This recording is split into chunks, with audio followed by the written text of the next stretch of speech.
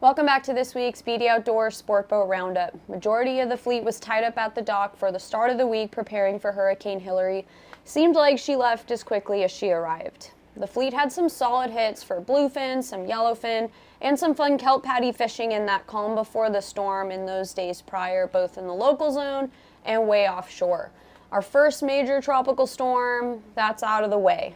The fleet was able to let that water settle after a couple days and quickly get back on that summertime bite.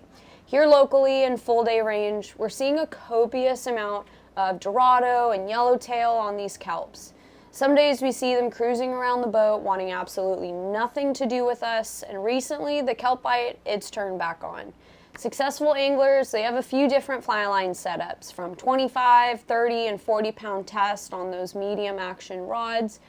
The graded Dorado and the Yellowtail, they've been pretty mixed, but overall the Yellowtail have been near that island grade, so 15, 25 pound. Getting them out of the kelp is crucial in that initial hookup stage, but even those with 25 pound test fluorocarbon, they've been able to get those fish on the boat. Small hooks, they've been the ticket.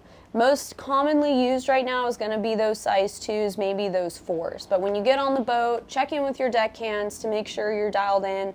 Many different manufacturers will have a different hook size even though it says the same number. But this style of fishing can be tedious, but fishing hard when the bite isn't wide open and finicky, getting that right bait, you'll get rewarded. It's only a matter of time before these things want to bite full speed, as we see similar behavior from Dorado, especially in the past.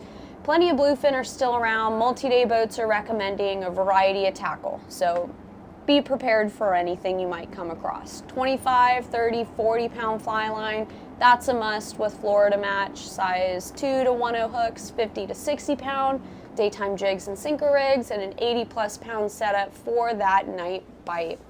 That's all I have for you guys wrapped up. Thanks for watching, and I'll check in with you all next week.